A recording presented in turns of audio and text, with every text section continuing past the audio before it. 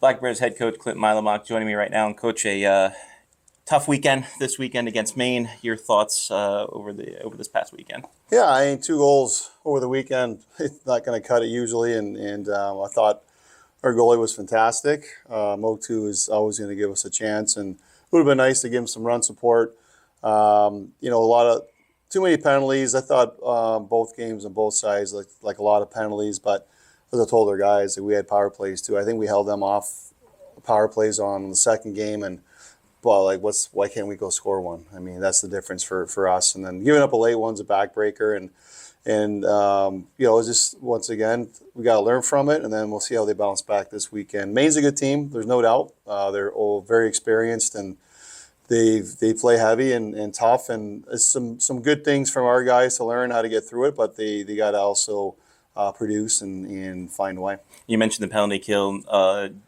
Held off Maine all but one chance and opportunity, and with different players out there because of circumstances that got some of your top PK guys out of there. What do you think of the response from that the penalty? Yeah, it's with a lot of guys had to step up and do something different and show us that they're ready to maybe take some minutes. And the problem with when you're killing penalties, especially early, was you're relying on certain guys to kill them, but now they got to kill them again and again. So it's at some point like, okay, can't keep putting the same guys out there, obviously, and some other players have to earn their keep, and they all want ice time, and they all want things from us, and then that's their opportunity. Like that's their maybe one chance to jump on the ice and be on PK and make us go, okay, he's ready. And I thought a few guys did that.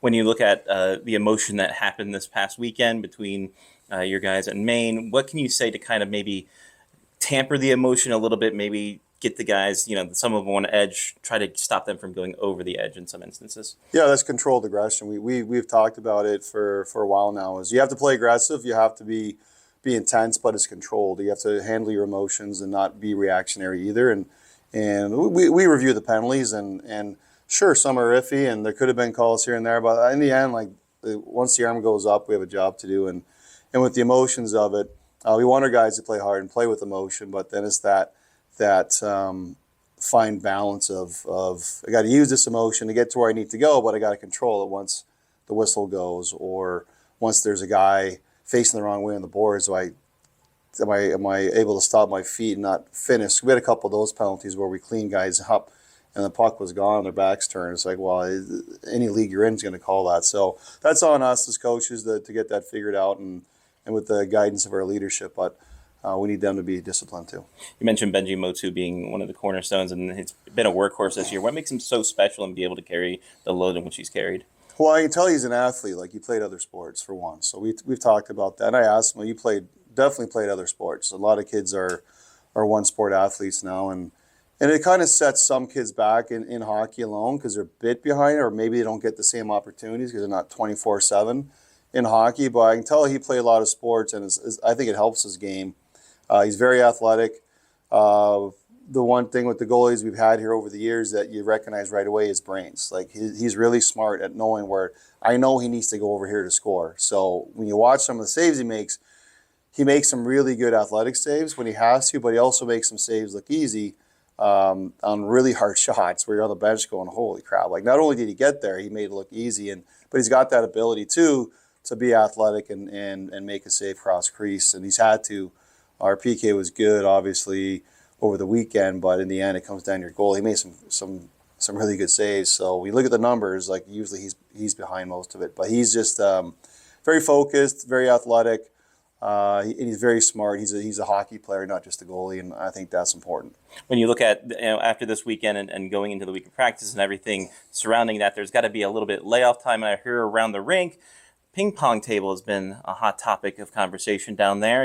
Any comments on that? Yeah, it's funny. I don't know who would have brought that up. It's weird. Yeah, it's the coaches get into it. We're competitive too, and it's you play guys like Sam Shaheen over and over, and it's like the young kids, right? You're trying to you're trying to beat them, but also trying to mold them and teach them a little bit and how to return serves, like tendencies, habits, stuff like that.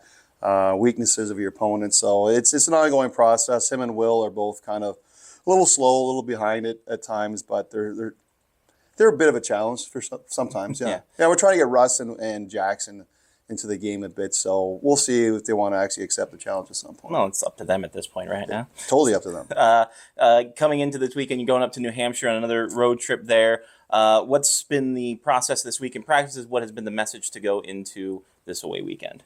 We're still figuring out each other a little bit. Just our tendencies and being, it's such an old cliche, but it's in the team sport, being predictable to each other. Like, what are we doing?